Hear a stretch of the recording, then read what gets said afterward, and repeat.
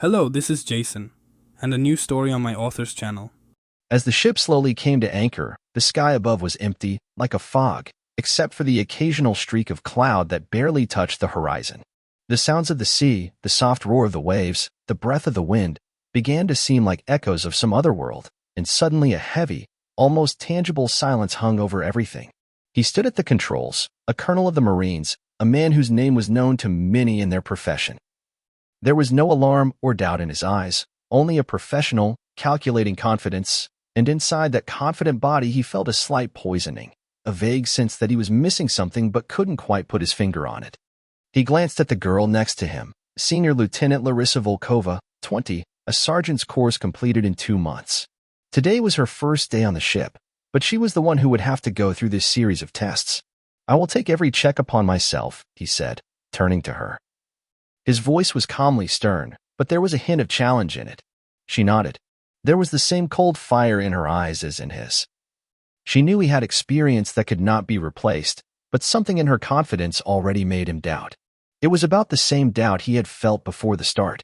Even before he thought of this woman as an opponent, he already knew that the result would not be as he expected. But that was not enough to back down. "Please," she took a step towards the exit onto the deck. A moment of delay. As he stepped after her, the colonel's gaze unconsciously stopped on something that flashed in her reflection on the metal surface of the handrail. It seemed that at that moment something in the air changed for a moment, as if this reality shifted slightly to the side, but only by one thin edge, which was not visible even one step ahead. Or maybe he just imagined it. The flash of tension quickly faded as they took their first steps onto the deck. The world around them returned to its usual state, the sound of waves, the scraping of metal in the distance as the ship was tied to the dock. The sky remained gloomy, but empty, featureless. Everything seemed ordinary. However, in these empty, seemingly inexplicable moments, there is always something important that eludes attention until it reveals itself at some point. The colonel and the lieutenant were almost the same age, but there was a bottomless abyss of experience between them. He had been through the crucible of wars, services, and endless trials, from which not everyone returned alive. His body had taken blows more than once. His mind had become that cold mechanism that built strategies and plans without going into emotions. He knew how to survive in this system, how to manipulate reality without going beyond the accepted order. She, Larissa, was not something ordinary. There was an energy about her that was hard to explain. There was something in her movements, in her abilities, that went beyond the ordinary. She did not simply follow instructions, she could see more. She could feel the consequences before they happened. And this was what caught the colonel's attention. It was not the first time he had encountered such unusual people. But never before had they become his opponents. He, like any experienced military man, was accustomed to trusting those who had already proven their worth. But Larissa was a different type.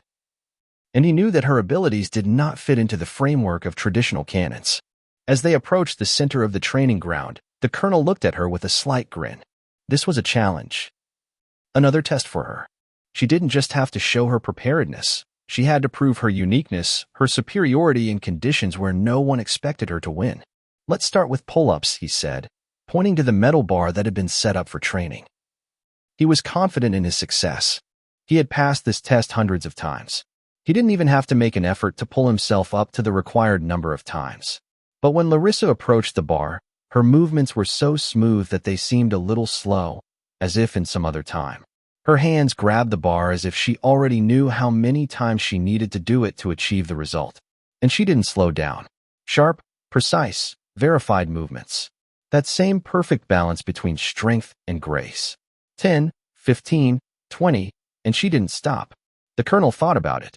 He had never seen a woman like that before. He had been the first in any competition, but she moved as if there were no limits to her abilities. She jumped off the bar as if she didn't notice the weight of her body. There was no trace of fatigue in her eyes. No worries, as if none of this mattered. Larissa hadn't just done the exercise, she had made it her own. He couldn't shake the feeling that her success was no accident. She truly was superior to everyone, including him. "Okay," he said, not hiding the slight irony in his voice. Next, they moved on to another exercise, a barbell power stretch.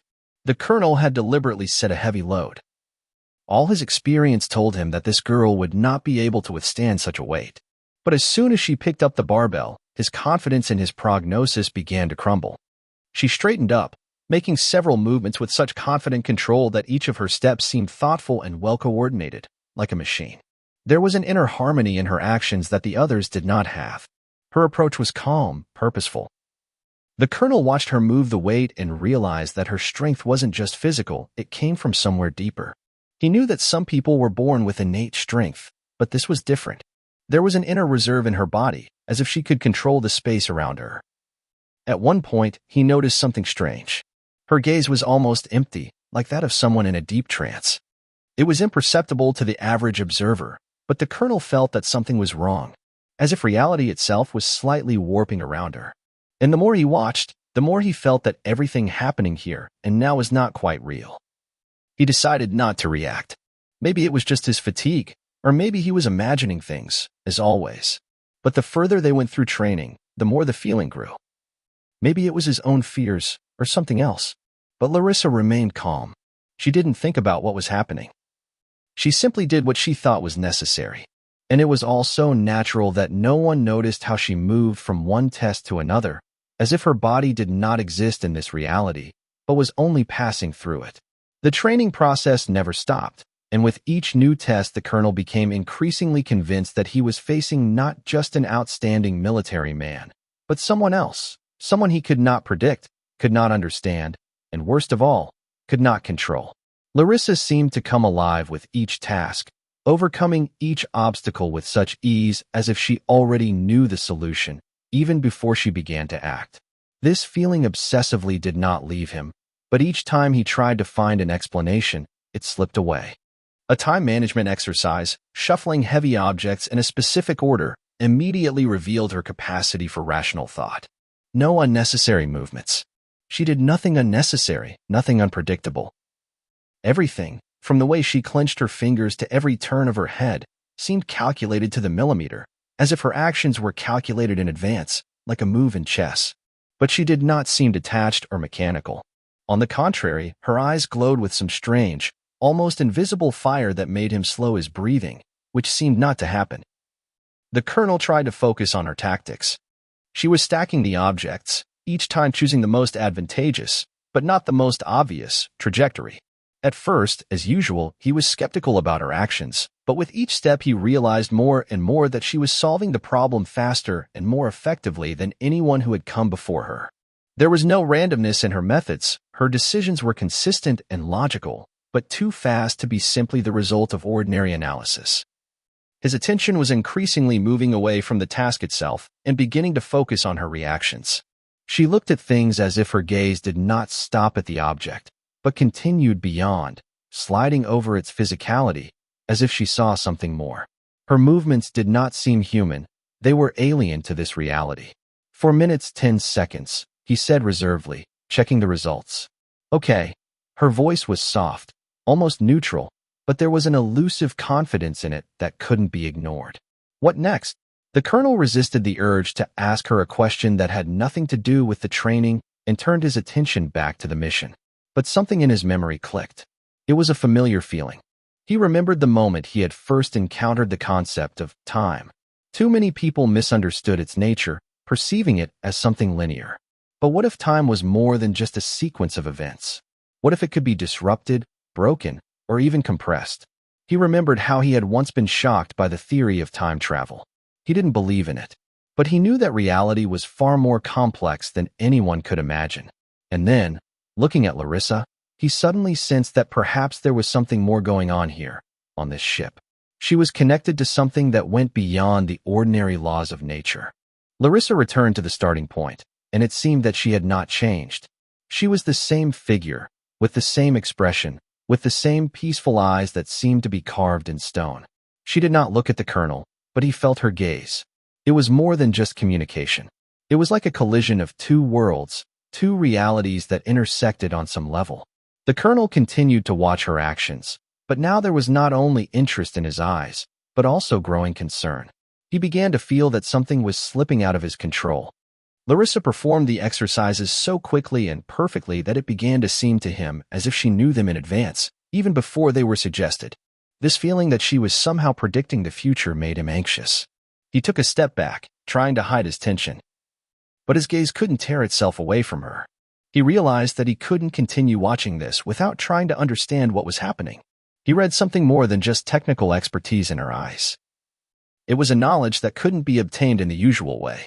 It was as if her abilities weren't the result of training, but were some kind of gift, or maybe even something supernatural. But the colonel knew there was only one way to check it. He couldn't help but check it. "Next exercise," he said, his voice tense. "Walk through the obstacle course." He saw Larissa nod. There was no sign of worry on her face. It was strange. For someone who had just gone through some serious physical exertion, one would expect at least a little fatigue, at least a little delay. But Larissa was like a machine. Her body showed no signs of fatigue. The colonel was standing at the start of the obstacle course when Larissa approached. He noticed how her gaze slid over the scenario again, as if she already understood where and how she would overcome each obstacle. She did not waste time on unnecessary movements, and there were not the slightest mistakes in her actions. Every movement of her body was part of some bigger picture that only she could see. "Ready?" His voice sounded almost challenging. Larissa nodded. As soon as she started moving, the colonel felt that he could not look away. She overcame obstacles with such grace that it was like dancing. With each step she took, reality began to bend, as if the very nature of this world was trying to adapt to her movements. There was not the slightest randomness in her actions, and each step, each jump seemed predictable. And at that moment, the colonel realized Larissa knew something more. She wasn't just overcoming obstacles. She was already beyond them. She finished. Everything was done perfectly. Fast, flawless, as if she played by her own rules. The colonel felt his heart skip a beat. He couldn't understand how this was possible. Her movements were too precise, too correct, too deliberate. Everything he knew was crumbling. The colonel stood there, unable to take his eyes off Larissa, who, standing at the finish line, did not even sway from fatigue. Her breathing was even, her face was calm. This feeling that she had not only overcome the obstacle course, but seemed to be above reality itself, did not leave him. Her movements were not so much the result of physical training, but rather a manifestation of unimaginable precision, for which the colonel could not find an explanation. He felt his palm become damp with sweat, and he realized that his perception of reality was beginning to break down. What was happening here, on the ship, was much more than just a test of her physical abilities. He didn't know how to explain it, but the feeling of strangeness that was nagging at him was becoming more and more intrusive. Something was hiding behind this perfect, almost artificial picture. He resisted the urge to go up to her and ask what was going on. But he knew he wouldn't get an answer. Larissa wasn't capable of speaking about anything that was beyond her consciousness. She was part of something bigger, beyond the reach of normal human perception. "Everything okay?" Her voice was calm, but he caught something strange in it. It wasn't a question, it was a fact. "Yes," the colonel replied, trying to regain control. "You exceed my expectations. But let's move on to the next test." He couldn't stop. He was obsessed. He had to understand what was happening to her. He couldn't let it go unanswered. But the next test didn't bring any clarity. On the contrary, it only added more questions. The colonel decided to use a psychological element, a stress test. He knew that under pressure, a person can show weaknesses, even if he is physically at his best. It was a proven remedy. He suggested that Larissa undergo a test where she had to remain calm when faced with a threat. Behind her, a few steps away, stood a camouflaged object, a small but powerful charge that was activated only when approached. The colonel watched her with concentration, knowing that she was unaware of the threat. He gave the command to turn on the system. The next moment, Larissa heard a sound, or rather, not a sound, but a sensation, as if reality itself had shrunk for a moment. The colonel peered into her face, expecting to see at least a small manifestation of fear, tension, or at least a quick glance in the direction of the source of the possible threat. But instead, Larissa only slightly narrowed her eyes, as if something flashed in her perception, and again returned to her usual state, as if everything that was happening was part of her usual reality. The colonel felt his thoughts begin to swirl. He had turned off the system, and the object remained in the same position as it was, not activated, but the tension did not go away. His breathing quickened, but he could not allow himself to lose control. He glanced at Larissa and noticed that she did not even notice his reaction. Her face remained as calm as before. "Didn't you feel threatened?" he asked, his voice restrained but tense. I felt a change in energy, Larissa replied, her eyes momentarily obscured by something invisible, as if she were searching for something in her inner worlds. But there was no threat. It all depended on how I would react to it. His eyes narrowed, trying to process her words. She hadn't just taken the test, she'd seen it. She could feel the changes on a level he couldn't explain. How was that possible? With every word she spoke, the colonel felt everything around him begin to crumble, as if fragments of the construct of reality were beginning to fly apart, leaving no trace, and vanishing, leaving only emptiness. He put the questions aside, briefly considering focusing on the next tests. But he couldn't just turn his attention away from what was happening. He had to understand what this game was. Why couldn't he control it? Why did this all feel like part of some new reality, where he had no rules? The next test was endurance. A long run that would assess her ability to maintain speed for a long time. The colonel knew that this test was one of the simplest, but also the most effective, to test the limits of human capabilities. He set the necessary parameters, and Larissa began to run. But her running was not ordinary. She moved with such speed and grace that it seemed as if her body literally merged with the air, gliding through space. She did not waste unnecessary energy. She was at her own pace, and for her there were no limits. The colonel watched her, but he could not understand how she could continue at such a pace without slowing down. He watched her steps, trying to calculate when she would tire, but it didn't happen. Not only did she not slow down, she seemed to be absorbing the space around her, shortening every second, every step. It wasn't physical endurance. It was something greater, unknown, elusive. It seemed as if her body was ceasing to be part of the physical world. It was becoming part of something else, her own space, her own reality. The colonel stopped her abruptly, not even realizing how tightly his hand was squeezing her shoulder. Larissa looked at him with slight surprise, but not with the topic. There was neither aggression nor displeasure in her gaze. She simply continued to stand, as if she did not understand his action. You're not tired, he squeezed out, trying to regain control. Tired. But tired is a concept that is tied to a physical state, not to my perception of time, she replied, as if it were a natural explanation. The colonel didn't know how to respond to her words. He expected to see something human, weakness, fatigue, tension. He hoped that she, like everyone else, would be pushed to the limits of her physical endurance. Instead, she spoke of fatigue as an external concept, separate from her internal state. There was no hint of deception or hidden pride in her words. She simply stated it as a fact, the same way someone might report that the weather was clear today. The colonel felt cold. It was not a physical sensation, but something deeper. His brain tried to find an explanation, tried to tie everything into a logical chain, but with each new word from Larissa, this chain fell apart into more and more pieces that could not be connected. You're saying that you don't feel tired because you're not attached to your physical state, he asked, trying to figure out what was behind her statement. I am tied to the state I create. Fatigue is not an object. It is not a physical phenomenon. It is like the temperature of the air. I can feel it, but it does not control me. I choose how to react to it. Her words sounded so natural that the colonel felt for a moment as if everything he knew about the world had just been destroyed. He was speechless. If this were just a manifestation of training, he could somehow explain it. But her words and her actions spoke of something deeper, something that went beyond human logic. And yet, Larissa was here, close by, quite real, quite tangible. He could feel her presence, see her movements, hear her voice. But at that moment, his gaze slipped from her face again and settled on one of the screens. A thought crept into his mind. This was all too perfect, too precise. He knew his men had their limits, and this wasn't just a physical challenge. There was something else to her, a hidden game he couldn't follow. Larissa stood there, holding her breath almost invisibly, and there was something strange in her eyes, as if she, too, were aware of something. The colonel noticed how her gaze became deep and focused for a moment, as if she were perceiving the world not just with her eyes, but with something larger.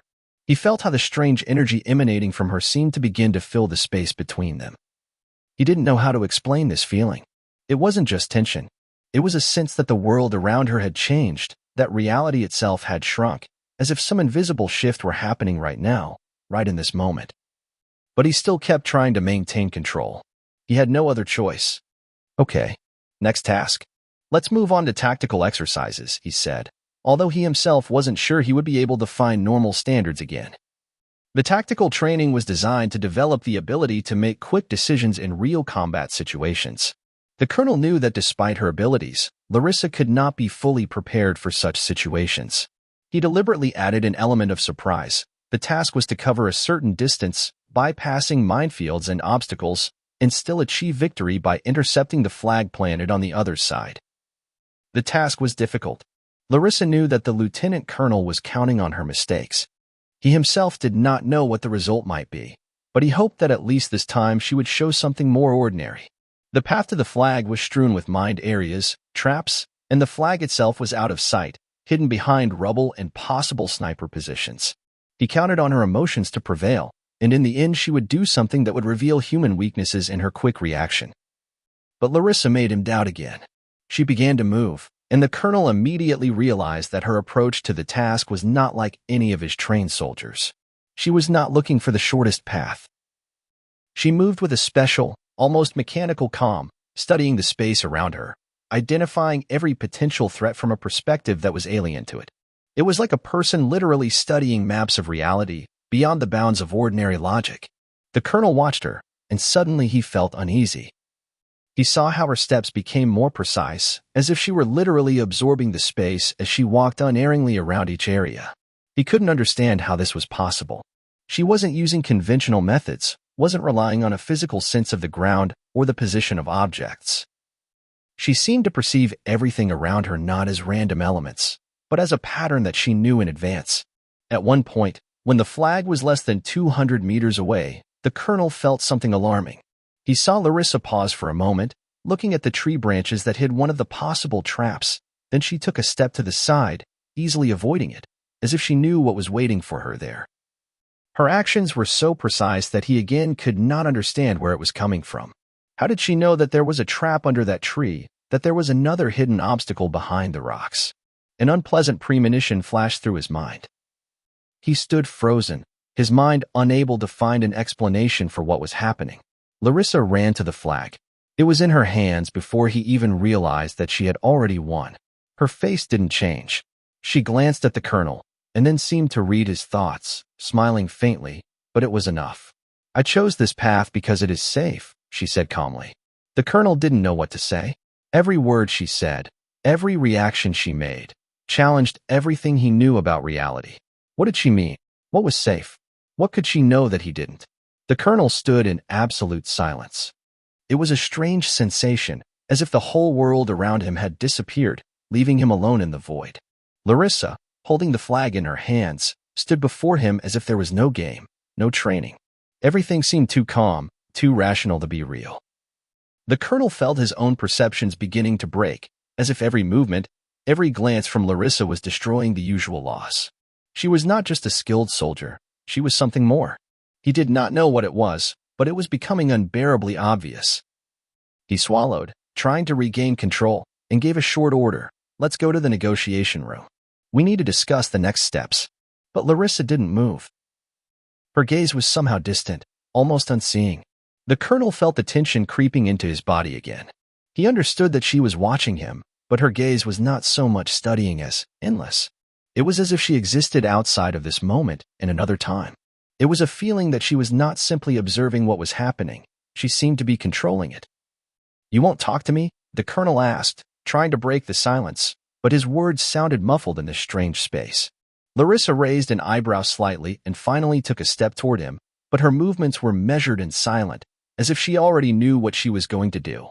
She didn't say a word, she simply handed him the flag. His hands instinctively took it, but he immediately felt his fingers touch not just fabric, but something elusive. A thought flashed through his mind. This flag was not what it seemed. He felt its weight, not material, but somehow ephemeral, as if its substance itself was disproportionate to his own sensations. "You know I can't understand you," said the colonel, feeling the words become heavy, as if they weren't his.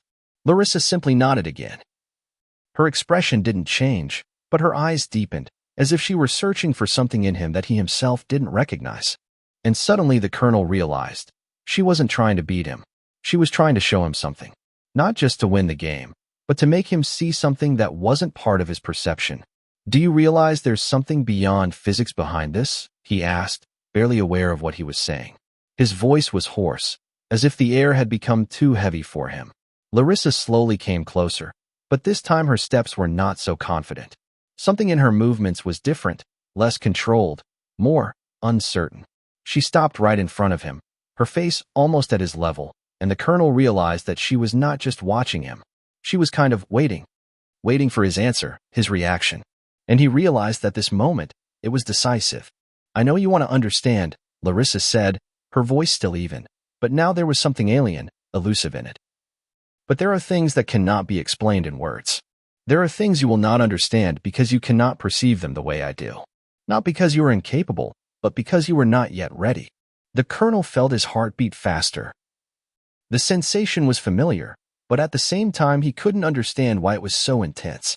He looked at her, but her eyes no longer had the lightness they had before. Now they were like a window into an abyss, beyond which there was something greater. He suddenly realized that this whole game, everything that had happened from the very beginning, was just a preparation for something he was not aware of. Ready for what? He asked, his voice suddenly becoming unexpectedly quiet, almost a whisper. Larissa did not answer right away, as if searching for words that could be sufficiently precise so as not to ruin what she was about to say. Ready to see what is hidden, what you try to find in your reality, but can't. You thought it was all just training. You thought you had control over me. But you're just a part of something bigger, something you can't understand yet. The colonel felt the strange feeling again, cold, but with some kind of long, penetrating feeling inside. He couldn't understand where it came from, but it was there. He looked up, and for a moment it seemed to him that the space around them had shrunk, as if reality were distorting. He glanced at Larissa, and his heart skipped a beat again. Do you want me to see it? Do you think it's possible? He asked, though even as he realized it, he was no longer sure he wanted to see what she meant. She smiled. A slight, almost imperceptible smile. But there was something different in her eyes now. Something that was not human. Her answer sounded calm, but with some deep, hidden confidence. You've already seen it. You're just not ready to admit it. The colonel stood there, trying to get a grip on himself. He felt his mind exploding with thoughts, with contradictions that filled his consciousness. He didn't know what to do. His hands began to shake, and he closed his eyes, trying to break away from this reality for a second. But when he opened his eyes, he found himself in the same place, in front of Larissa, her gaze focused on him again. Nothing had changed. Nothing except his own sense of strange, deeply embedded displacement. And suddenly it occurred to him, what if all this has already happened? The colonel felt his own body become heavy, as if an invisible force was beginning to absorb him. Everything around him became eclipsed, and his perception began to be filled only with Larissa. She stood before him, as if radiating a viscous, enveloping field around herself, which became more and more tangible. It was like the moment when a person falls asleep, but cannot understand when it happens. All reality around him became foggy, as if it suddenly lost its definition, dissolving into something greater than just his perception. The colonel squeezed his fingers around the flag, as if trying to regain control, but he increasingly felt as if the flag itself was beginning to blur, like something non-existent. He felt a slight dizziness. It seemed that he was trying to pronounce words, but they did not make sense. They became like sounds that had no connection with each other. He himself could not understand what was happening to him. Fragments of thoughts were spinning in his head. Incomplete phrases were flashing. Are you misunderstanding something, Colonel? Larissa asked, her voice sounding like an echo from another world. He heard her words as if they belonged not to this moment, but to what was to happen in the future. The colonel clenched his teeth again. He couldn't let this go, he couldn't. But when he looked at her, he suddenly realized that her eyes weren't just looking at him, they were sort of scanning him. He felt his consciousness being pulled out of its usual confines. She wasn't watching him the way a person might look at another person. It was more like a researcher examining a subject in an experiment. And he was that subject. The fine lines of reality he was used to relying on began to fade, becoming something shaky and impermanent. You're here, but not quite, he said, his voice growing weaker. He didn't know what he was saying. He didn't know what he meant. Larissa stood silently before him, her gaze deepening, as if she were living in another time. The colonel felt something begin to fall apart inside him. He couldn't understand what was happening, but he felt his own perception of reality becoming blurred, his memory distorted, as if timelines were intertwining and colliding. He wanted to leave, to escape, but everything around him became impossible for his usual actions. He was like in a labyrinth, where every step only took him deeper into the unknown. Suddenly he realized that Larissa hadn't really said anything to him. She hadn't tried to convince him of anything, hadn't made promises, hadn't offered explanations. She had simply been there, and it had been so overwhelming that every glance she'd given him had become a separate universe. Every silent pause she'd made wasn't empty. It was something unknown, something he couldn't comprehend. He stood up to his full height, trying to find support, trying to concentrate. He tried to take a deep breath, but the air seemed not to fill his lungs, but to dissolve into emptiness. Everything became somehow alien and impossible to perceive. He turned to Larissa again, but her face was no longer what he had seen before. It had become strange, distorted, as if it were disintegrating into several separate layers that did not match each other. "You don't understand that you don't even know what I can do to this world," she said, her voice now sounding like a distant echo. "You're trapped." The colonel froze. He couldn't understand what exactly she meant, but his intuition told him something unsettling. As if Larissa wasn't just a person, she was part of something bigger that he couldn't comprehend. "A trap?" he repeated, barely audible, as if trying to free himself from something that was holding him back. "You're already inside it," she replied. "We're all here. You and I.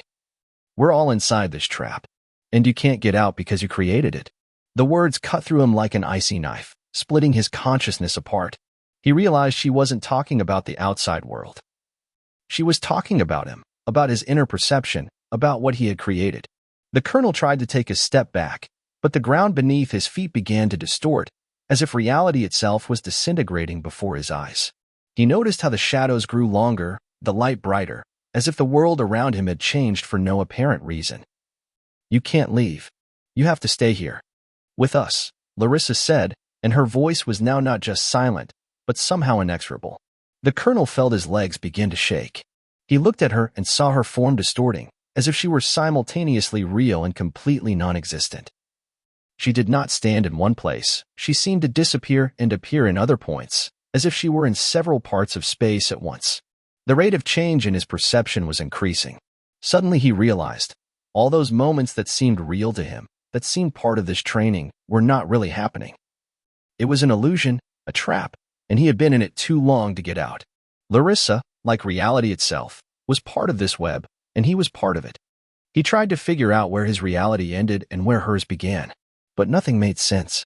His entire life, all his memories, were all jumbled together, as if his own timeline had merged with hers. There was no separation in his mind, as if he had become who he once was and who he could become. Larissa took a step forward, and at that moment everything around her disappeared. The colonel woke up in the dark. The colonel felt his body literally become heavy, and before he could even comprehend what was happening, his consciousness was swallowed up by absolute nothingness. The darkness was so thick that he could not distinguish between his body and the surrounding environment. He knew he was in some kind of space, but it was not just a dark place. It was a place where time did not exist, or at least he could not sense it. At first there was no sound. Then there was noise, and it wasn't a sound that could happen in the real world. It was a hum, like a multi-voiced echo, as if the world were locked into several realities at once. There was something restless about the sound, as if each tone were the result of many unfulfilled events. The colonel opened his eyes, but there was nothing in front of him except a deep, almost crushing silence. He sighed, and the air in his lungs was as heavy as the reality around him. He wanted to try to get up, but the sensations of his body had disappeared, dissolved like smoke. It seemed that he had entered some kind of transitional state, where his physical self had become an illusion. But whether it was his mind, his memories, or something else, he could not say for sure. At that moment, everything had become so blurred that any attempt to analyze what was happening seemed hopeless. He felt his consciousness trying to regain the forms of the familiar world. He thought, but his thoughts were scattered, like crumbs on a map. He tried to concentrate, to try to find Larissa, but there was neither time nor space to do it. Everything was blurring, like water flooding the shore. He felt that he could not leave behind the border of reality. But suddenly, as if his thought was material, the space began to distort, as if the fog was slowly dissolving into the void. The colonel did not know how long it lasted, but he felt a familiar tension. He did not need to look to feel. Larissa was near. She had come, and he did not need an explanation to understand it. "You're still here," her voice said, and the colonel knew immediately that she wasn't just speaking words. It was as if she was speaking not to him, but into his very being. It was an inner whisper, but it was as real as her physical presence. He tried to answer, but his lips did not move. It seemed that he could not make a single sound, could not return to his previous form. "Don't try to talk," Larissa said. "You already understand. You're in another place, another time. You can't be who you were anymore." The colonel felt the cold begin to penetrate his mind, like an icy stream that he could not stop. He could not remember how he had ended up here. The process was as paradoxical as the reality around him. Larissa had not explained how this was possible, but the colonel knew that this was not just a shift in perception. It was a shift in everything. He was trapped, and this trap had no boundaries. "You've forgotten who you are, haven't you?" Her question was quiet, but the colonel knew there was no way to answer it. She already knew. He clenched his teeth, trying to pull himself together, but he only sank deeper into this unknown darkness, where there was nothing but his mental efforts. Time and space were intertwined. He could not find a point of reference. Larissa became invisible, but her presence was still felt. "You have to be prepared," she continued. "You have to understand that you are not just you. You are also what surrounds you. You and this space. You and this trap. And you will never be the same again." The colonel tried to make himself believe that he had not lost touch with reality. He concentrated, trying to form a thought. But every word, every action, was destroyed in his mind, as if they were being wiped away by fog. "I can't understand," he whispered, not understanding why he said it.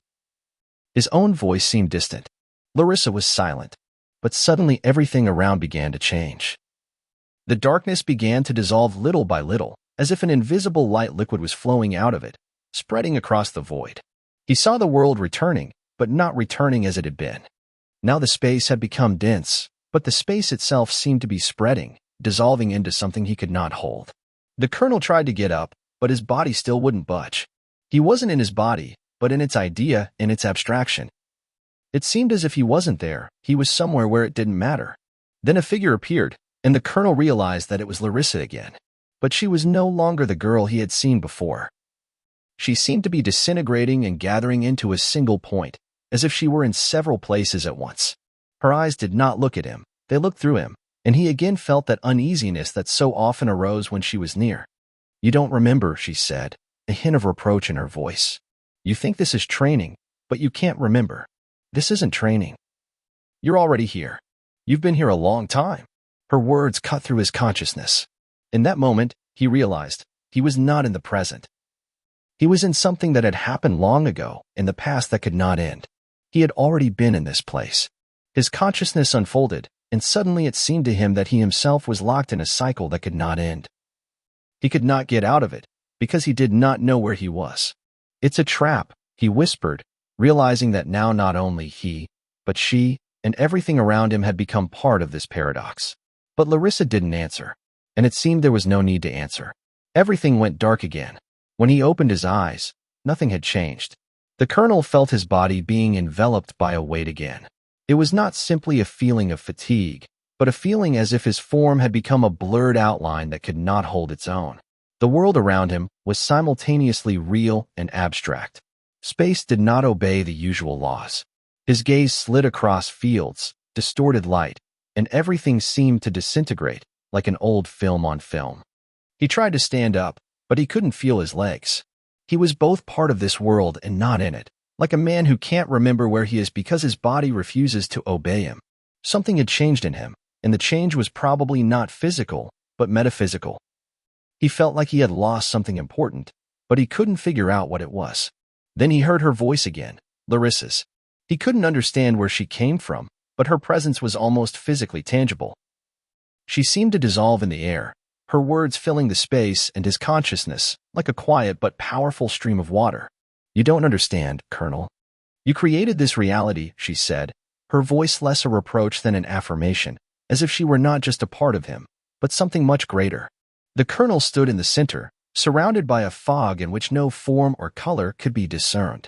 He heard her words, and his mind tried to grasp them, to try to find meaning in them, but every time he tried to understand what she meant, it slipped through his fingers like sand. I created it myself? He repeated, staring into the void.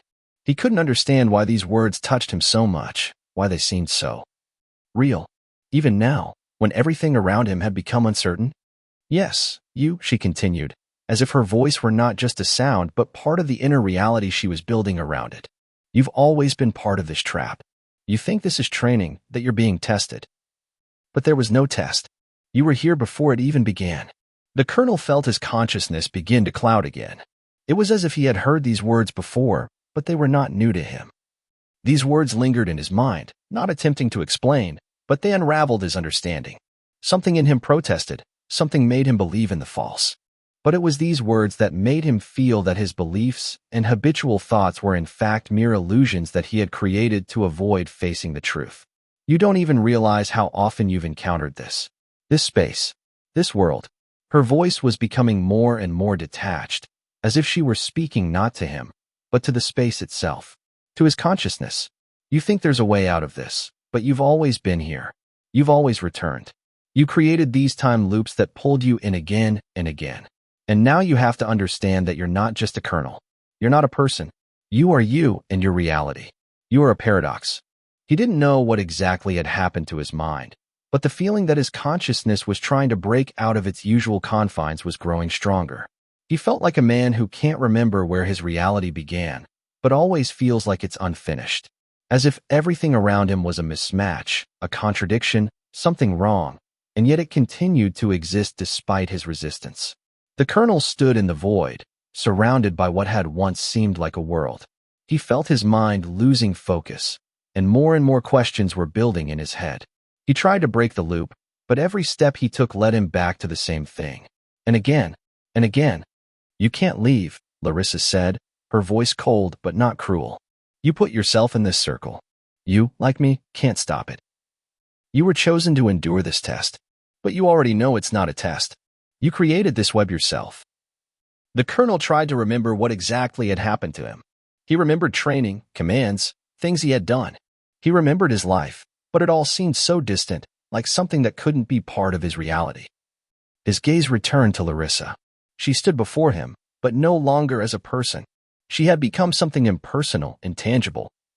She was part of his perception, part of this network, but what exactly she meant, he could no longer understand. You don't understand. You can't get out, she repeated, her words sounding like a sentence. And although her voice didn't change, there was sadness in it. Not because the colonel couldn't get out, but because he himself would never understand how to get out.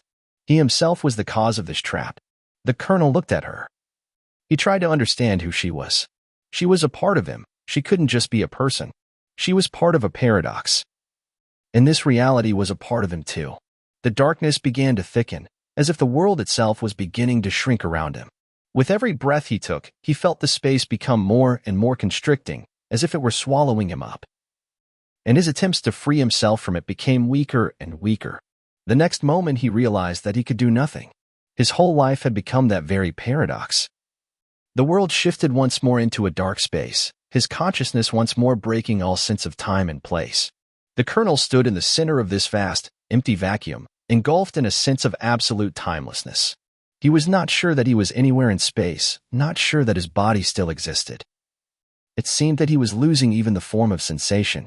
All he knew was that there had been a moment when his mind had been clear and solid, and now he felt like a cloud, unable to find its point on the ground.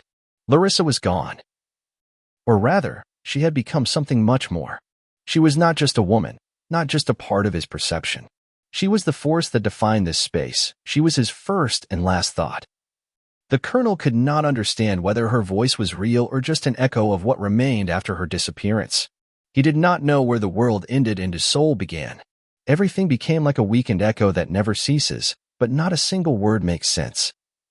He tried to move. Far from where he stood, there seemed to be an ineffable horizon line, unbounded by time, space, or even light.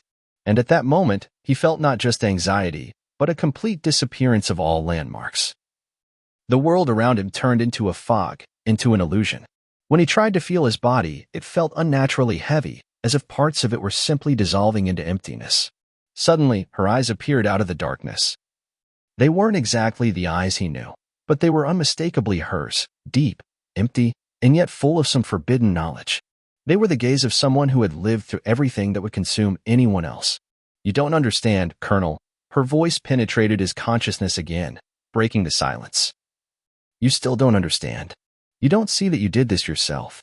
You created this world yourself. You decided that you needed to be here. You chose this reality without even knowing it." The Colonel closes his eyes. His mind is a storm of thoughts, the ones he couldn't formulate, but which are bursting to come out. As soon as he heard her words, they began to make his thought clearer. But each new thought absorbed him, and only emptiness remained. "This is not a drill, Colonel," Larissa continued, her words ringing again like metal pipes, their echoes lost in space. "You created this world to see how you would fight yourself. You can't change that. You can't leave because you're already here, and this isn't the end." She didn't speak to him as a person. She spoke to him as something that wasn't just part of his consciousness, but something that defined this world. There was something in her words that made him tremble, not because they were scary, but because they pointed to something greater than he could comprehend. They didn't point to physical reality, but to something unimaginable. The Colonel put his head in his hands, trying to make sense of it. He felt his soul reaching out again for revelation, for an understanding of what exactly had caused him to be here. He felt his consciousness dissolving, his sense of self slipping away, and yet some corner of his mind continued to resist, trying to find something familiar. I can't." He tried to say the words, but his voice wouldn't obey him. He wasn't sure if it was his voice or just the resonance of the words that were sounding in his head. "You need to understand that there is no way out," Larissa said. "You can try to resist, but you can't get out because you yourself are part of this trap. You need to know that you yourself created this world." The Colonel felt a cosmic weight begin to press into his mind. He couldn't remember what had happened before. He couldn't remember who he was, but the sense of reality was so thick that it was crushing him. He felt his body literally being torn apart from the inside, as if he had to rip apart his very nature to free himself from this multi-layered reality. His breathing quickened, and his vision began to darken. Suddenly the world around him changed again. He couldn't say how it happened, but the space changed as quickly as if the air itself had suddenly taken the shape of something else. Everything around him became eclipsed. He felt his mind slowly leaving his body, but his eyes saw something else. He found himself in the center of some city, but it wasn't a familiar city. Everything around him was blurry, like a layer of memory a person experiences when they first wake up. He could only make out the outlines of buildings, blurry streets that couldn't be real. His footsteps echoed through the empty streets, and he couldn't figure out where to go. His brain tried to find familiar landmarks, but they didn't exist. He didn't know what to do, but he kept moving forward. All he knew was that his steps couldn't stop this world. He could wander in search, but every step brought him closer to a new paradox. As soon as he turned the corner, he saw open doors in front of him. They were not ordinary doors. He recognized them, but he could not understand why. They were doors that led to something he needed to pass through. But what exactly was behind them, he did not know. Each step brought him closer, but he sensed that behind them was not just space, but something greater than the reality he knew. The Colonel stopped. The feeling had long since disappeared. What was behind the doors, he did not know, but he could not avoid it. The Colonel stopped at the threshold of the door. The opposite of the dark space he had just found himself in was surprisingly bright. However, the light that fell through these doors was not warm, like natural light, but somehow alien, sterile. This light did not give a feeling of safety. On the contrary, it seemed to suppress, as if an unknown fear lurked in it. He knew he had to go in. Something inside his mind was pulling him over the threshold, but his steps seemed deceptively slow, as if they were not under his control, as if his body were moving independently of his mind. The Colonel felt that, despite all his efforts, his consciousness was being eclipsed, and everything happening around him was losing its clear contours. It seemed that he was no longer experiencing a moment, but infinity itself, where time and space did not exist. He walked forward slowly, feeling his breathing become heavier, as if the air had become thick and viscous. A monstrous pressure pressed down on his chest, and he felt his mind losing its footing. But step by step, despite the resistance, he found himself inside. The dark space outside seemed to remain beyond these doors. Immediately on the other side of the open passage, an unimaginable silence began, absolute and frightening. His gaze was drawn to strange metal structures, elongated columns that had neither beginning nor end, as if they pierced the very fabric of reality. He glanced to the side. Larissa stood before him, but she was not the woman he knew.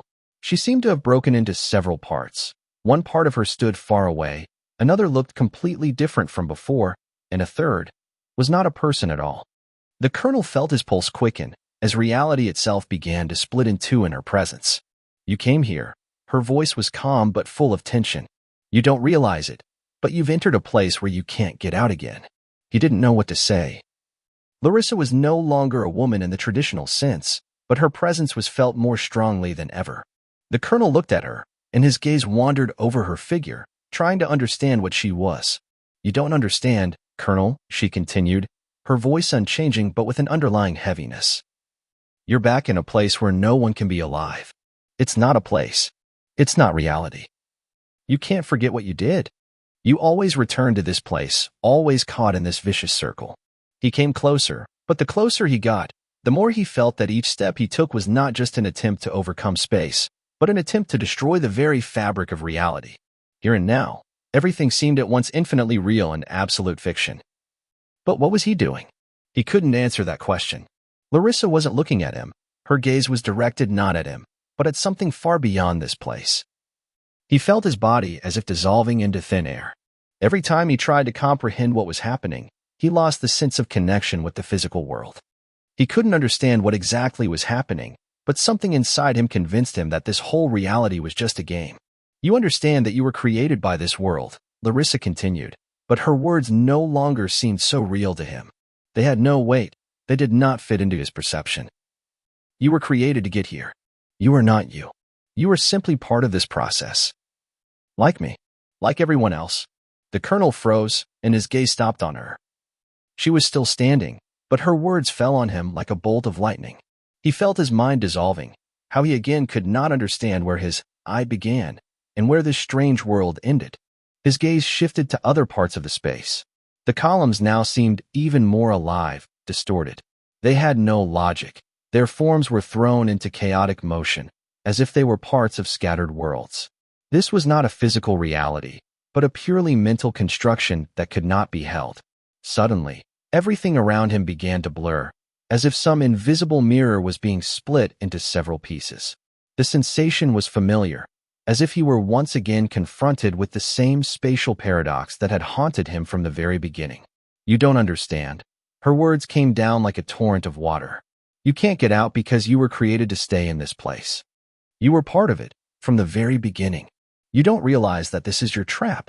The colonel felt the world around him crumble again. His body became too heavy, and the space became more and more compressive, devoid of any logic. He realized that not a single movement of his could change this reality. He had become a part of it. He had become its very essence, unable to escape. He looked at Larissa and felt his consciousness slowly slipping into the void. He tried to resist, but he knew his resistance was pointless. He was part of this trap, part of the paradox, part of what he himself had once created. All that was left was to simply wait for it to start repeating itself again. The colonel stood there, engulfed in the cold light that reflected off the lifeless metal columns, casting sharp, jagged shadows across the space. He felt his body slipping out of control again, and despite all his determination, he couldn't tear his gaze away from Larissa, who stood as motionless as the world around her. As did he. But something was changing inside. He felt it not in his body, not physically, but at the level of his very essence. It was as if his consciousness was once again beginning to collect the fragments of reality, trying to create at least some clues to understand what was happening. He did not know what was real and what was not, but one thing was clear: this world, this place, his existence in it was part of some kind of loop, and this loop continued to narrow. Larissa finally turned to him, her eyes the same as ever, empty, deep, but with a light that seemed to burn behind them, like an unknown abyss. She said nothing, just watched silently. He felt her presence pressing on him, as if she herself were an extension of this world, and her silence was not just silence, but a pressure that made his consciousness crack. "You created all this," her words flared in his memory like sparks of fire, tearing through the darkness. He tried to understand what they meant. He knew that in her eyes there was more than just reality, something more, a paradox, like this whole world. The colonel closed his eyes, trying to exhale, trying to get rid of this invisible burden that was pressing so hard on his soul. But every breath, every step, every movement began to feel like it wasn't his own. He understood that his body was not in his power, and if he was part of this world, then perhaps his feelings were also part of this mechanism, part of a system that didn't give him freedom. He was caught, but he didn't know by whom or what. And this knowledge oppressed him, squeezing out the last drop of energy. Suddenly, the world around him began to dissipate. Everything in his field of vision began to disappear, as if someone was erasing him from reality, removing from his memory the very parts that seemed integral. He tried to resist, but the resistance was already empty. His strength was slipping away. A new reality appeared before him. Unlike the empty metal space, it was alive. Human silhouettes moved in space, talked, and their faces were familiar.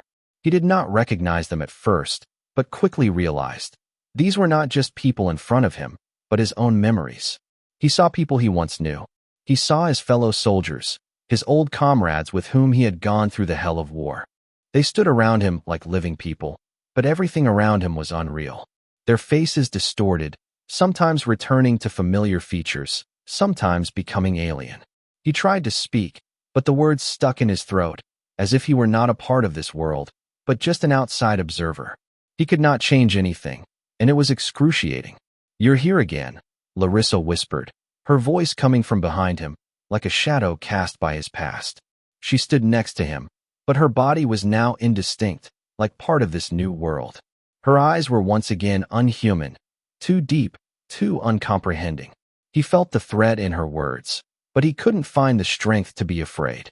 "I can't," he said finally, almost in despair. "I can't go out. I can't change anything, because all this isn't reality."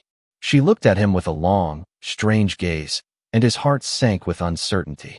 There was no judgment in her eyes, only emptiness. "You were made, Colonel. You were made to understand that you were part of this game." Her voice was barely audible, but it echoed in his mind. "You thought you needed to change something, but it was all decided long ago. You are here because you wanted to be. You were ready to see the truth." He closed his eyes and clenched his fists. No matter how hard he tried, he couldn't escape this cycle, this labyrinth where everything repeated itself over and over again. Every move, every look, every step was part of something he couldn't understand. And it had always been like that. He was part of a game without even knowing the rules. He was just a pawn in someone else's big chess game. Larissa came closer. She did not touch him, but her presence was so close that it seemed the air around him became even denser. He looked at her again and felt his gaze getting lost in her eyes. They were filled not with something human, but with something much more ancient and inexplicable. Existence and non-existence. It was not just a soul, not just consciousness. It was something unimaginable that could be both a part of reality and its destruction. "Do you understand everything, Colonel?" Her voice was not a question, but rather a statement. "You invented this world yourself. You became a part of it yourself. You were ready to choose this path. You were ready to look for answers, but now you must understand. There are no answers here. There is no way out." The Colonel felt his consciousness begin to blur. His body was no longer part of this world. It was something else entirely, something paradoxical, something that could not be comprehended by logic. He felt this feeling growing, consuming him, and only at that moment did he understand that perhaps not only was there no way out, but there was no self. This was neither suffering nor torment. It was simply absorption, the absorption of reality and the understanding that the world he lived in was created in his mind. And now he has become a part of this world forever. With each new step, the Colonel realized that the reality he knew was an illusion. Everything he experienced was part of his own thoughts, his own choices. And now, as he stood in this abyss, he could no longer understand what was true and what was his own reflection. The Colonel stood in emptiness, in a space that seemed to defy logic. There was no sound, no movement, only a heavy silence. In this silence, time lost its meaning, it moved, or perhaps did not move at all. Everything was in anticipation, as if someone was watching him exist inside this strange world full of illusions and paradoxes. His body was empty, devoid of feeling, as if he had become no more than a part of the space itself, no longer separate from its mosaic. With every step he took, his physicality seemed to dissolve, and all his movements became more mechanical, more abstract. He did not understand why he could not return. Why he could not leave this place that was neither real nor imaginary. This was a place he had not ended up in by chance. He was made to be here, and he might not have been ready to escape this labyrinth even if he had wanted to. The shadows reflected on the walls seemed increasingly distorted now. Even their movements seemed to be delayed. They seemed to be torn out of their own time, as if they moved not according to their own laws, but according to laws that no one understood. He still stood there, powerless to change his fate. Larissa seemed to have disappeared, but her presence was so tangible that he could still feel her near. He felt her gaze again, not the gaze of a person, but the gaze of something that was far more ancient and ineffable than human perception. "You were made to understand your mistake." The words echoed in his head like a shot he could neither stop nor understand. The words were both a sentence and a release. He did not know whether he was being freed or, on the contrary, becoming even more bound, even more dependent on this illusion. He opened his eyes and saw those around him again, but they were no longer the people he knew. The figures gathered around him were more like memories. Strange, distorted images that had no beginning or end. The people he had once loved, the people he had lost, were now just shadows, nothing more than abstractions. And all of it mixed together to create a new face. A face he knew, but could not recognize. Suddenly his gaze was caught by a face, familiar but alien. The man stood in the corner of the room, staring at him without moving. The colonel felt a memory flash in his mind. The old man who had taught him, given him advice when he was younger. But it was more than a memory. It was more than a figure from the past. It was part of the process itself. The old man was part of what was happening to him here and now. The colonel began to walk toward the face, but as soon as he got closer, it fell apart. Its eyes were not just reflections of his thoughts, but actual doors to another time.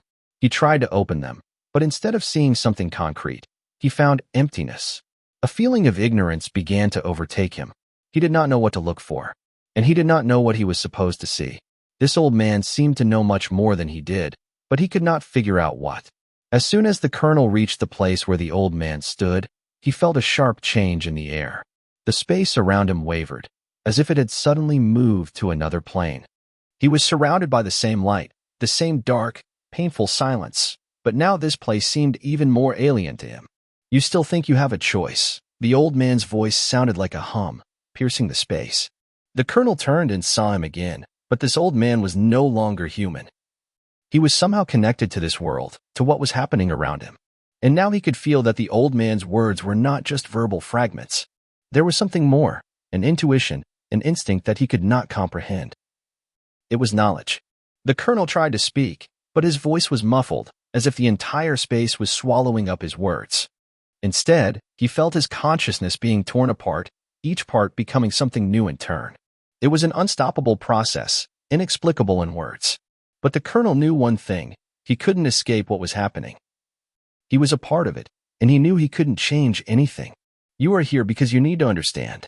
You need to understand that you are no longer you." The old man came closer, and his face became barely visible, as if it were dissolving in the light. He extended his hand, but it was not a human hand. It was not a hand at all. It was not an entity, not a body. It was only an extension of what was happening here. The colonel wanted to say something, but instead he felt his consciousness begin to blur again, as if it were dissolving into this emptiness. The moment he tried to remember what it all meant, when he tried to understand what was hidden behind it, everything disappeared. He could not leave a single trace, a single thought. Everything was forgotten. The world around him began to shift, and he found himself in the same place again, but now everything was different. The same faces, the same figures, the same movements, but none of this was real anymore. He stood in the center of the same strange world, and he understood that he was back here again. He became part of this paradox. And now, every step he took was just a continuation of what was happening around him. The colonel no longer felt like a man. He had lost the boundary between the personal and the external. Every movement, every breath he took, felt alien, unnatural. The world around him was filled with a strange light that changed before his eyes, as if he himself were part of some huge living organism that mutated at every stage of its life, rebuilt its structure, pulled out everything that could remain. This flexibility of space and time seemed inevitable, and despite all the pain of what was happening, he felt helpless. He was not just inside this system, he was its driving force. And there was something frightening about it, something alienating. People appeared before him again, but now they were not who he knew them to be. It was as if they had lost their humanity, dissolved into the void, becoming abstractions, symbols, parts of a huge machine, where every move depended on the other. He saw their movements, but they were frozen, as if their actions had been predicted in advance. With each new look, he felt more and more how space became more and more blurred. He was losing confidence that he had ever been a part of this world. Everything was forgotten. His past, his life, all this seemed only a hypothesis. He heard her voice again. Larissa. But she wasn't there. She was somewhere at the other end of this vast emptiness, and her words came like an echo, out of some time grid. You understand everything, Colonel. You know who you are. You know that you were created to be here. You must admit that you no longer live in the world you knew. He felt her nearness, even if he couldn't see her, and this fear was even more threatening than her presence itself. He was not ready to accept her words, not ready to accept the truth. Everything he knew seemed like an illusion that he would now have to face. The colonel suddenly remembered asking himself why he fought, why it all mattered so much, why he couldn't just leave everything behind to live in a world without these endless, cruel cycles. But he knew the answer. He knew that, despite his desire to find a way out, he couldn't really leave this game. He had been part of it from the start, and he had never been free. With each step, with each new glimpse of the world around him, he felt his own understanding disintegrate. Each movement gave rise to new questions that had no answers. Each question opened doors to new unknowns, and his mind was consumed in this endless cycle. He could not escape. He was trapped. But suddenly, as he looked back, a figure appeared on the horizon that was previously unfamiliar to him. This person, or rather, this figure, stood in the distance, against a backdrop of distorted time and space. It was a face, but it was indistinct, blurry, its contours blurred, as if it were something that existed outside of reality. And yet, he felt a familiar presence in this image. Someone from his past. Someone who could provide answers. Someone who was part of all these anomalies. The colonel walked forward. He didn't know where he was going. This whole world was full of illogicality, but this figure, this emptiness that stood before him, could be the key. It was a feeling that wouldn't let him go, as if he was chained to this moment. He knew that if he got closer, he might understand. All he had to do was find the answer. As he got closer, the figure began to take shape. It became human. The colonel felt a sharp squeeze in his chest, as if his heart had stopped. It was him. His own image, not his memories, but himself. He stood before himself, but it was not him, and it was not a mirror. It was someone who was an extension of him. Something the colonel could not understand, but which was inevitable to him. The figure raised its hand and, as if it were its final act, said, "You cannot leave because you were created. You are what brought you here. You are this whole game. You were part of it from the beginning." At that moment, the world in front of him began to blur. He could no longer perceive space as a whole. Everything around him became displaced, intersecting, everything merged into one, and the colonel seemed to disappear in this flow. But his image remained. He was part of something that had long ago lost all boundaries, all limitations. The images came back into his mind. He saw his hands beginning to dissolve into space, as if he himself were no longer the person he had been a moment ago. He saw his experiences, his past, but it was not just a memory. It was more than a memory. It was a whole life that was moving beyond his understanding. Then, everything stopped. The colonel stood in a void where there was no time. He could neither move nor speak. He was absorbed in this process. There were no more questions, no more answers. All that remained was the awareness that he himself was part of this vast reality where time and space no longer mattered. He was no longer a colonel, no longer a man, no longer someone with a past. He was part of an eternal cycle, and now, in this world, he could only watch as his own existence dissolved into nothingness. When the colonel opened his eyes, his body was heavy and filled with a feeling of emptiness, as if he had not breathed for a long time. He was lying on a cold floor, but he could not determine whether it was a floor or just a flat surface that he perceived as such. Everything around him was strange, lacking clarity, as if the space here obeyed a different order, unfamiliar to human perception. He stood up. Every movement was difficult, as if his body was not his own, as if he had taken on a role that was not his. He felt uneasy, but it was not physical. It was something more. It was in his head. a dull uneasiness that left no peace. He felt the walls closing in, the distances between his thoughts growing larger. Larissa was there again. Or wasn't? He couldn't tell. All that remained was the feeling of her presence, as if she were part of what was happening to him. And there was no fear or hope in it. It was simply her absence, which was also present. The colonel began to walk. He didn't know where to go, and perhaps he didn't want to know. He walked because he knew that moving, was all that was left for him. Moving forward into this strange world that was no longer real or an illusion. A world he had created, but which had long since slipped out of his control. The shadows moved around him, but they weren't alive. They were just shadows. Ordinary, normal. They had no contours of their own, no essence. Each one seemed like a reflection of his thoughts, his worries, his anxieties. Shadows that were just waiting for him to take the next step, but it was all empty, cold, and insignificant. He felt the air changing again, everything changing. There were no sounds. No sounds. Only a dull silence that had no beginning and no end. In this emptiness, the colonel no longer knew who he was. He did not know where he belonged. He was no longer himself, but he was not someone else either. His consciousness became confused, lost. He could not grasp the meaning of his own thoughts. A figure appeared in the distance. At first it was blurry, as if its outlines were distorted, blurred. He couldn't figure out who it was, but he was sure it was something important. He walked toward the figure without thinking. For some reason it seemed to him that he had to go, that he couldn't stop. As he approached, the figure took shape, and he saw its face. It was a face he knew. It was a face he had seen once, but could never fully understand. It was the face of an old man he had met in the distant past. The old man he had once talked to about the meaning of war, about the meaning of life, about the meaning of what he did. But now, that face was not what he had expected. It was faded, fading, as if everything he had once known was fading along with him. "You're here," the old man said, his voice an echo fading into the shadows. "You've been here for a long time. You've been part of this world since the beginning."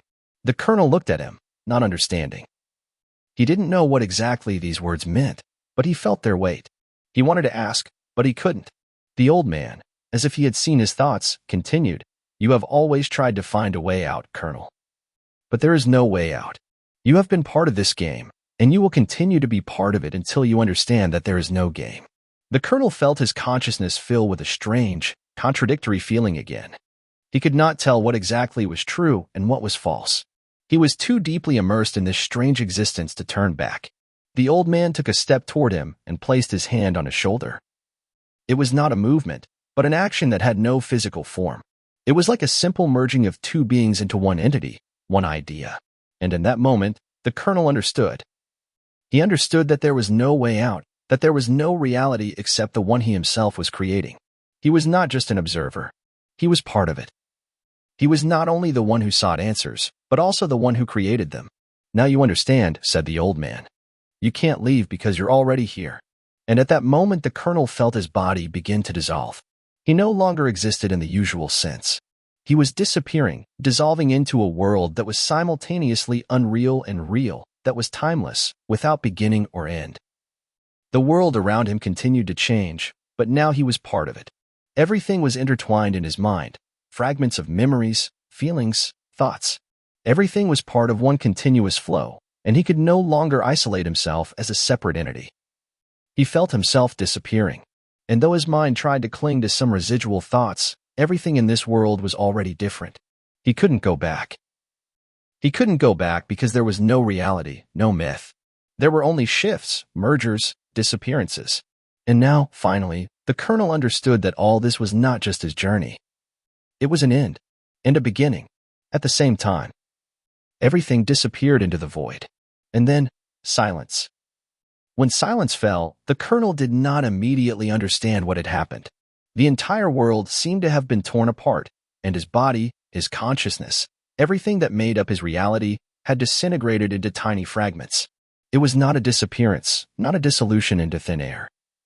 It was something more, something that could not be explained in familiar terms.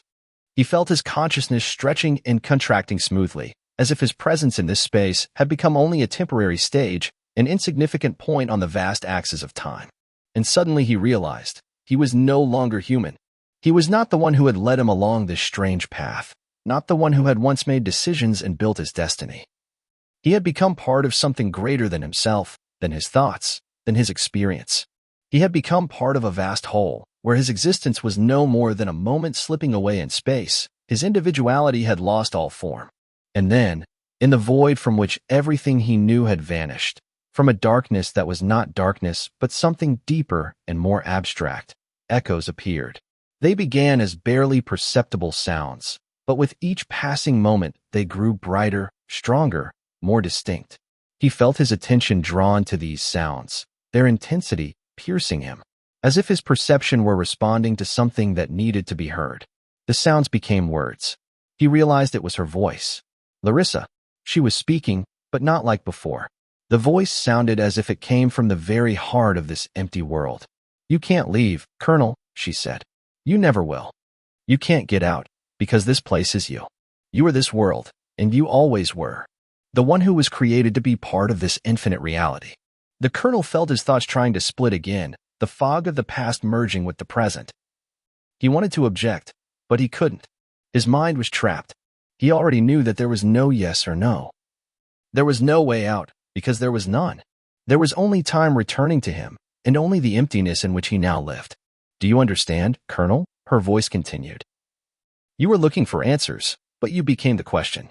You became part of what you were looking for. It's an endless cycle that started with you, but will never end. You will search again, and each time you will feel the world around you crumbling, you falling apart. But you will always be part of this world." The colonel felt Larissa's words touch his consciousness. They were not just words, they were his essence. They penetrated inside him, they made him think. But not about what he was, but about what he had become. That he was part of the game, part of this emptiness, part of what could not disappear.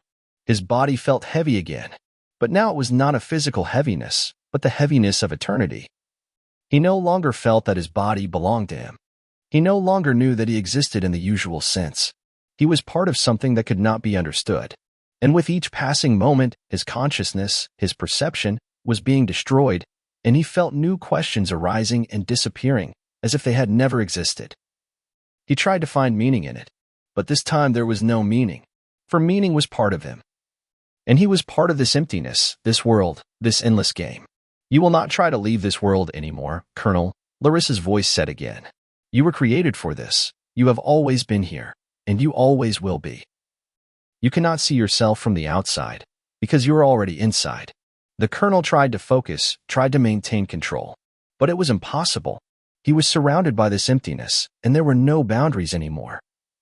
He returned to the same thing over and over again, but with each new turn he felt his understanding of the world become more blurred. Suddenly everything froze. Silence. Another silence, but different. Little by little, the space began to take shape again, but the shape was alien. He felt something changing in his surroundings, but the process itself was elusive. It felt as if all of reality, all of his thoughts, his body, were simply being mixed into a new form, a new flow. And then, as if from a fog, a face emerged. It was familiar. It was a face the colonel had once known. Larissa, but not Larissa. She was part of this world, part of this whole process. "You don't understand what's going on, Colonel," she said with a slight grin. "You were always part of this. You were part of the game that was created for you to play. You were part of me, and I was part of you. And there's no way out. No end." And then, as if by a click, everything began to shrink. A vortex that had no form. Everything around him suddenly became part of another dimension, another time. And in that space, where there was nothing but this multi-layered blur, the colonel realized that his search was not just his search. It was the search of everyone who had ever found themselves in this world. He stood in front of the mirror, and he realized that his reflection was not his. It was part of the world, part of his own essence, his own game. And at that moment he realized that there was nothing else. And at the same time, there was everything. He disappeared, and his disappearance was like a beginning, like the beginning of something that would never end. In the void there was no time, no meaning. There was only everything. There was no longer a colonel. There was something more. More interesting thing to come. Be sure to watch the next video or check you the playlist. There you will find even more yourself and exciting.